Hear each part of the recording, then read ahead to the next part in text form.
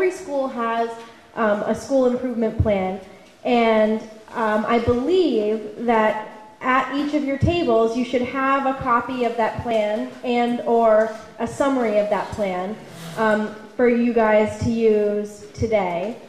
And you take that plan, you take the goals that are on that plan, and you're going to look at those goals through the lens of family and community involvement. Hi, Amy. Welcome.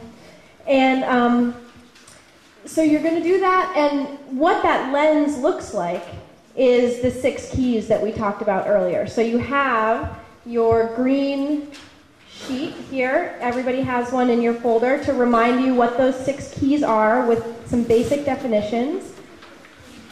So you'll take your school improvement plan, and you're going to identify 4 specific goals for this action plan. 2 academic goals. You can see that they're suggested here that it's likely going to be 1 reading goal and 1 math goal. And then a behavioral goal, which I think across the board for this district is going to be PBIS, because I think you're already doing that in your schools. It's positive behavior intervention support. I'm not going to describe it right now, but there will be people at your table who can talk about it, for sure. People who are working in the schools will know more about it than I will. And then the 4th goal is your partnership goal, welcoming climate, which is just about creating an environment in the schools that is welcoming, so that when parents walk in, or family members, or community members, they feel like it's a welcoming place. So those will be your 4 goals. And I'll just take this opportunity, too, to remind you that you are now all members of NNPS, of the National Network of Partnership Schools. And one of the things that comes with your membership is some books, some resources, and those are on your table. So you have a big green book on your table. Thank you, Nick. And then you also have a thinner book on your table. If you'll just hold it, somebody, yep, perfect, and it's orange and purple. And in this orange and purple book, actually, this book is called Promising Practices, and these are success stories from other NNPS schools around the country. So you can refer to those to help kind of get some ideas. And they're organized by elementary, middle, high school, and by reading, math, so by academic, behavioral, and climate goals, because these 4 categories are standard in the NNPS program. Okay. So this slide just shows you how things, how your school improvement goals are linked to the action plan that you're creating right now. So, for example, some activities or events that might happen in your reading goal are family reading open house, or weekly interactive homework. Remember, we talked about interactive homework before, or volunteer book buddies. But what's important what I think it's important to point out here is that not that you're going to be creating everything anew.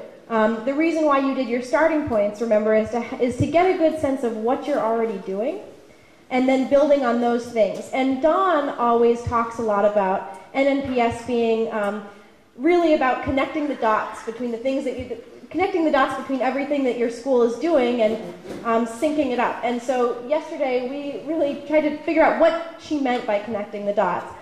And what it means is that you're tying everything specifically to your goals. So you probably have, especially probably the elementary schools, you probably have a family reading open house night or something like that. But what you're going to do in this committee is look at how that's organized right now and see whether there are ways for you to tie it more specifically to the actual goals that your school is setting. So if you're really trying to increase literacy, and you want to look at that through the lens of family involvement, then you might add to that event by doing some things like having some education around some strategies that parents can use when they're at home reading with their children. So really intentional reading strategy skills. Maybe you want to follow that up with a type 2 activity, the communication. So in your newsletter that goes out the following week, maybe you want to reiterate the strategies that you made a point to talk about at that night or something like that. I mean, I'm just throwing out some ideas, but the point is that you want to really try to make each activity tied very specifically to your academic goal. And then you also want to look at tying events and activities together. So if you have, like I just said, if you have a reading night and then you use that opportunity to educate families about specific reading strategies, following that up in a newsletter is linking different activities together. Basically creating as many opportunities for parents and families in the community to get the information as possible. And then it also means consistently addressing all 4 of your goals throughout the year. So as you're looking at what you already have on your calendar, you probably have all 4 of your goals addressed in most of the 6 categories, most of the 6 keys that you're looking at. But you don't just want to have your reading goals addressed in a couple of events in the fall, and then they kind of, they're not really addressed the rest of the year. So you want to make sure that you have everything, kind of synced up throughout the year. So if there's consistent attention to all the goals throughout the year. So when you're looking at your calendar and creating your plan, that's what you're trying to what you're trying to make sure exists. Does that make sense? Any questions about that? And again, you're going to apply these 6 keys to your 4 goals.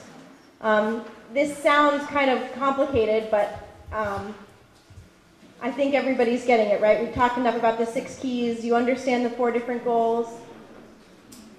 I just want to make sure everybody gets where we're going here. I'm not going to reiterate the keys. And then here, yeah, Nancy? 4 goals are based on our That's right. So Nancy asks if she's asking to clarify that the 4 goals are based on the school improvement plan. Yes, they are. You're not trying to create new goals for your school. What you're trying to do is bring a real focus of family and community involvement to the goals that your school already is working on. You're trying to support your school in their already existing goals. Abby. The 4-goal plan that you're talking about, how is it related to this sheet that we did right before we left? Perfect. Yes, there is a relationship between that. So what you could do is this yellow sheet. This was an exercise in addressing all the 6 keys for each goal. So if you have your goal is this is actually. So this slide is the same thing as this. Here is an elementary school example of a math goal. And you can see that each type 1, type 2, so parenting, communication, all the 6 types here, volunteering, learning at home, decision making, and collaborating with the community, have some different activity, like a workshop for parents to explain the new math standards is type 1, right, the parenting type. Type 2, the communication type. In this school, they addressed communicating with parents about this goal by, putting it out in their newsletters, posting it on the website. And you have examples that you can look at. I'm not going to go through them because there's elementary, middle, and high school here, and I want to let you get working. But on your table, there are the table packets, right? So not in your folder, but the packets that were on your table for your committee to share. These slides are on full-size paper. So you can look at some examples that are relevant to your school.